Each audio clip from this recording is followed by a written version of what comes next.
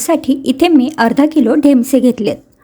हे ढेमसे घेताना हे पहा, असे चिकन असलेले किंवा ज्याला काटे नसलेले ढेमसे घ्यायचे नाहीत। हे असे जे ढेमसे असतात ना, यात बऱ्यापैकी मोठ्या बिया असतात।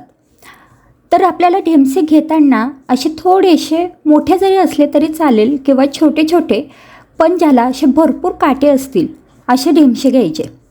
हे काटे असलेले जे ढेमसे असतात हे छान कोवळे असतात। आता याचं जे साल असतं हे सगळं काढायची गरज नाही आहे। फक्त जिथे तुम्हाला वाटत असेल की इथे थोडीशी घाण आहे तर ही साल आपण काढून घ्यायचं आहे। त्याआधी ढेमसे स्वच्छ धुवून घ्यायचे।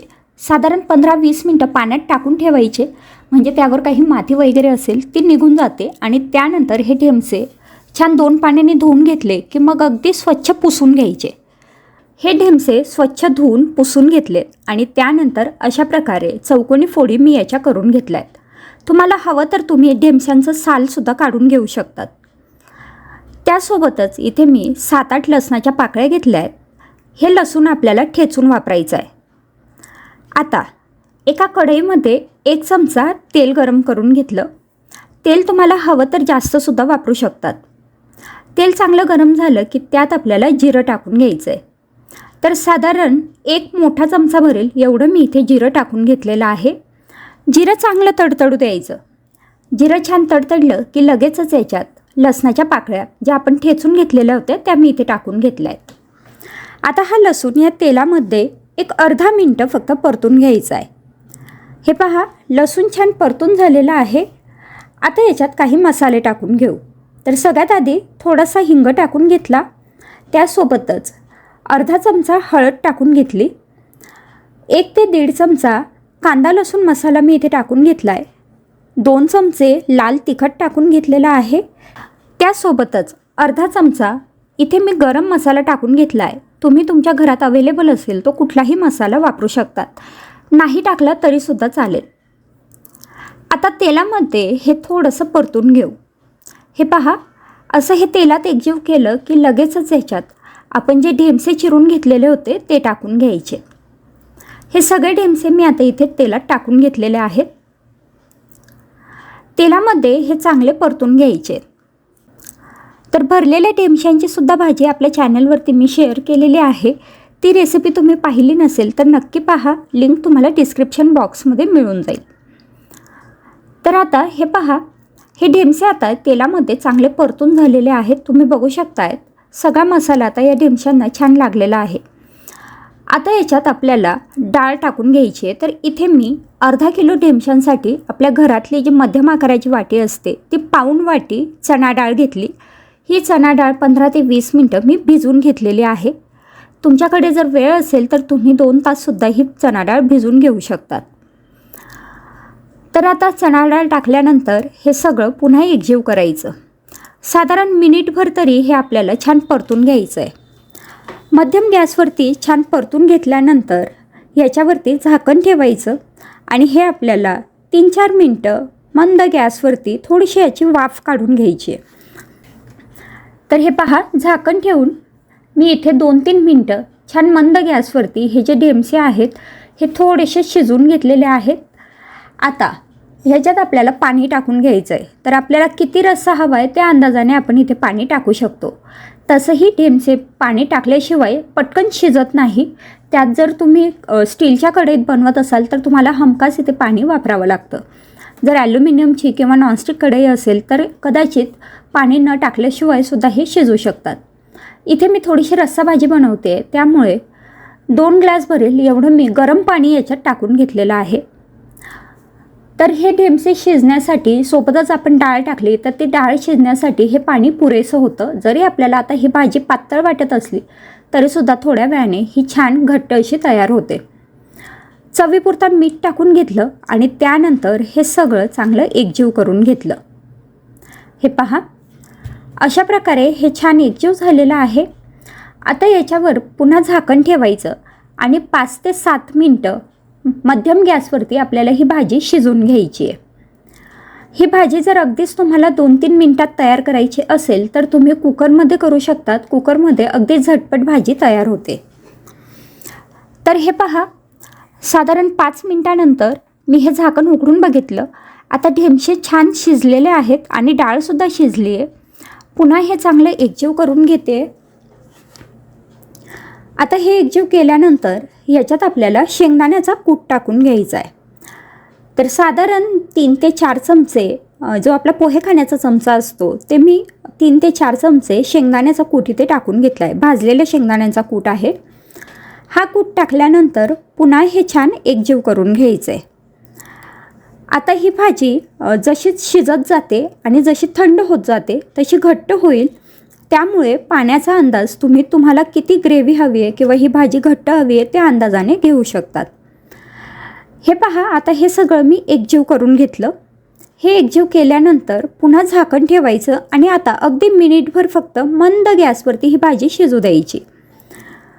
तर हे साधारण मिनिटभर मी भाजी शिजवून घेतलेली आहे आणि तुम्ही बघू शकताय तिथे ही ढेमशांची भाजी छान तयार झाली आहे. याच्यावर आता तुम्ही आवडीप्रमाणे कोथिंबीर टाकू शकतात, नाही टाकली तरी चालेल. असं तर ही भाजी भाकरीसोबत खूप छान लागते. पोळी असो किंवा पराठा असो त्याच्यासोबतही आपण खाऊ शकतो. खानदेशात ही भाजी थोडीशी पातळ बनवतात. मी इथे थोडीशी सुकी किंवा घट्ट अशी बनवलेली आहे. ही चमचमीत अशी भाजी बनवण्यासाठी इथे एका मिक्सरच्या भांड्यात अर्धी वाटी शेंगदाणे घेतलेत. हे शेंगदाणे चांगले खरपूस असे भाजून घ्यायचे. आता याच्यात पाव वाटी सुक्या खोबऱ्याचा किस टाकून घेतला. ह्याऐवजी सुक्या खोबऱ्याचे काप टाकले तरी चालेल. 4-5 लसणाच्या पाकळ्या टाकून घेतल्या. त्यासोबतच अर्धा इंच आलं टाकायचं आहे. 1 चमचा जिरं, त्यासोबतच पाव चमचा हळद, 1 ते 1.5 चमचा कांदा लसूण मसाला मी इथे घेतला आहे. 1 चमचा काश्मीरी लाल तिखट घेतलं आहे. याऐवजी तुम्ही घरचंही तिखट वापरू शकतात. पाव चमचा गरम मसाला टाकून घेतला आहे. तिखट आणि मसाल्याची क्वांटिटी आपल्या आवडीप्रमाणे कमी जास्त करू शकतो. चवीपुरता मीठ टाकायचं आहे आणि आता हे मिक्सरमधनं थोडंसं जाडसर असं फिरवून घ्यायचं आहे. हे पहा, तुम्ही बघू शकताय आपलं हे जे वाटण आहे हे इथे तयार झालं आहे. असं थोडं जाडसर असं वाटण मी इथे तयार करून घेतलं आहे. आता हे वाटण तुम्ही कुठल्याही भरलेली जी भाजी बनवतो आपण, जसं भरले वांगे, भरली भेंडी, तर त्यासाठी हे वाटण वापरू शकतात. चवीला खूप छान लागतं आणि अगदी कमीत कमी साहित्यात हे वाटण तयार होतं. तर आता आपण आपली जी ढेमशांची भाजी बनवत आहोत ती बनवून घेऊ. त्यासाठी इथे मी अर्धा किलो ढेमसे घेतले. मला बरेच जण प्रश्न विचारतात की ढेमसे म्हणजे काय. तर हे पहा, मी व्हिडिओमध्ये दाखवले अशी ही ढेमशांची भाजी असते, फळभाजी आहे. तर याला काही ठिकाणी ढेमसे म्हणतात, हिंदीमध्ये याला टिंडे असं म्हणतात आणि इंग्लिशमध्ये याला ॲपल गार्ड असं म्हटलं जातं. तर हे जे ढेमसे आहेत याला महाराष्ट्रातच काही ठिकाणी दिलपसंद किंवा मग गोल भेंडी असं सुद्धा म्हटलं जातं. तर हे जे ढेमसे आहेत हे मी स्वच्छ धुवून घेतले आणि त्याचं साल काढून घेतलं. त्यानंतर याचे जे दोन्ही टोकं आहेत म्हणजे दोन्ही बाजूची जी देठं आहेत ती आपल्याला काढून घ्यायची आहेत. आता हे आपल्याला जसं आपण वांगी चिरतो, भरलेली वांगी चिरताना वांग्याला कसे 4 फक्त आपण एक चिरा टाकून घेतो, तसे आपल्याला ह्याचे 4 भाग करून घ्यायचे. फक्त हे जे ढेमसे आहेत हे चिरताना आपण याच्यात मसाला भरू शकू अशा प्रकारे 4 भाग मी याचे करून घेतलेत. त्याच पद्धतीने मी हे सगळेच ढेमसे आता 4 भागांमध्ये कट करून घेणार आहे. फक्त त्याला चिरा देऊन घ्यायच्या, पूर्ण आपल्याला हे कट करायचे नाही आहेत. ह्याप्रमाणे कट करायचे नसतील तर अजून भरलेल्या ढेमशांची एक वेगळ्या पद्धतीने भाजी करता येते. ती रेसिपीची लिंकसुद्धा मी तुम्हाला इथे आय बटनमध्ये किंवा डिस्क्रिप्शन बॉक्समध्ये देईल. आता सगळे ढेमसे चिरून घेतल्यानंतर ह्याच्यात आपल्याला जे आपण वाटण बनवून घेतलं आहे ते भरून घ्यायचं आहे. तर त्यासाठी इथे एक चिरून घेतलेला ढेमसा घेतला आहे आणि त्याच्यात हे वाटण भरून घेतलं आहे. अशा प्रकारे बोटाच्या साहाय्याने थोडंसं दाबून हे वाटण भरून घ्यायचं. हे वाटण आपण जेवढं जास्त याच्यात भरू तेवढी ही भाजी जास्त टेस्टी लागते. तर अशा प्रकारे हे एका ढेमस्यामध्ये मी हे वाटण भरून घेतलेलं आहे आणि अशाच प्रकारे आपल्याला हे बाकी सगळे ढेमसे छान भरून घ्यायचे. आता हे वाटण जर तुम्हाला कोरडं वाटत असेल तर तुम्ही याच्यात वाटताना कोथिंबीर टाकली तर थोडंसं ओलसर होईल, म्हणजे हे वाटण भरायला सोपं जातं. तर इथे पहा, हे ढेमसे सगळे भरून झालेत आणि थोडासा मसाला शिल्लक राहिला आहे, तो सुद्धा आपण आता भाजीमध्ये वापरणार आहोत. तर इथे ही भाजी आपण कुकरमध्ये बनवणार आहोत. त्यासाठी कुकरमध्ये एक मोठा चमचा तेल घेतलं. तेलाची क्वांटिटी आपल्या आवडीप्रमाणे आणि आवश्यकतेप्रमाणे कमी जास्त करू शकतो. तेल कडकडीत गरम झालं आहे. आता याच्यात पाव चमचा मोहरी टाकून घेतली. भरलेली भाजी बनवताना सुद्धा अशा प्रकारे फोडणी जर करून घेतली तर ती भाजीची टेस्ट अजून चांगली लागते. आता अर्धा चमचा जिरं टाकलं. जिरं मोहरी तडतडल्यावर थोडासा हिंग टाकून घेतला. पाव चमचा हळद, त्यासोबतच 1 चमचा लाल तिखट टाकून घेतलं. आणि जो मसाला आपला शिल्लक होता, म्हणजे जे वाटण थोडंसं शिल्लक होतं, ते वाटणसुद्धा या तेलामध्ये टाकून घेतलं. आता हे वाटण आणि मसाले ह्या तेलात चांगले परतून घ्यायचे. हे पहा, हे वाटण आता छान परतून घेतलेलं आहे. तुम्ही बघू शकताय. आता याच्यात जे आपण ढेमसे भरून घेतलेले होते ते टाकायचे. कुठलीही भरलेली भाजी बनवताना जर आपण फोडणीमध्ये सुद्धा असे हे सगळे मसाले टाकून घेतले तर या भाजीला खूप छान अशी टेस्ट येते. नाहीतर मग आपण ह्या भाजीच्या आतमध्ये मसाले भरलेले असतात किंवा वाटण भरलेलं असतं तर त्याचा जो अर्क आहे तो पूर्ण त्या भाजीमध्ये, म्हणजे वांगे असतील, ढेमसे असतील किंवा भेंडी असेल, त्याच्यात पूर्णपणे उतरत नाही. तर मग ती भाजी खाताना ते जे साल असतं ते आपल्याला थोडंसं बेचव असं लागतं. तर त्यासाठी असं छान फोडणीमध्ये ही भरलेली भाजी केली तर सालसुद्धा खूप छान लागतं, कारण त्यातही तो फोडणीचा अर्क उतरतो. आता याच्यात 1 ग्लास पाणी टाकून घेतलं आहे, म्हणजेच आवश्यकतेप्रमाणे. सोबतच थोडं मीठ टाकून घेतलं. मीठ आपण सारण करतानाही टाकलं होतं, पण वरूनही आपल्याला थोडंसं मीठ टाकायचं आहे.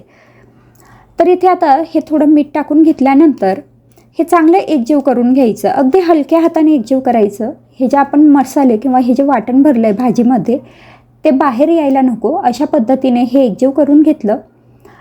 आता झाकण बंद करायचं आणि कुकरची आपल्याला मध्यम गॅसवरती 1 शिट्टी करून घ्यायची, किंवा हाय फ्लेमवरती करत असाल तर हाय फ्लेमवर 2 शिट्ट्या करायच्या. त्यानंतर वाफ काढायची नाही. आपोआप कुकर थोडा थंड होऊ द्यायचा आणि त्यानंतरच आपल्याला हे झाकण उघडायचं आहे. हे पहा, अशा पद्धतीने मध्यम गॅसवरती 1 शिट्टी करून घेतली. कुकर थोडा थंड झाल्यानंतर झाकण उघडलं तर अशा प्रकारे हे जे ढेमसे आहेत हे आता छान शिजलेले आहेत. तुम्ही बघू शकतायत. आता हे एकदा पुन्हा एकजीव करू. जर हे शिजले नसतील तर मंद गॅसवरती पुन्हा 2-3 मिनटं शिजवून घ्यायचे. इथे मी चेक करून बघते. काट्या चमच्याच्या साहाय्याने असे चेक करून पाहायचे. चमचा अगदी अलगद ह्या ढेमस्यांमध्ये जातोय, म्हणजे हे ढेमसे छान शिजलेले आहेत. आणि अशा प्रकारे इथे ही भरलेल्या ढेमसेंची भाजी तयार झाली आहे. ही भाजी तुम्हाला कशी वाटली मला कमेंटमध्ये जरूर कळवा. एकदा तरी ही भाजी जरूर बनवून पहा, तुम्हाला नक्की आवडेल. आजचा व्हिडिओ पाहिल्याबद्दल खूप खूप धन्यवाद. पुन्हा भेटू पुढच्या नवीन रेसिपीसोबत. तोपर्यंत बाय बाय.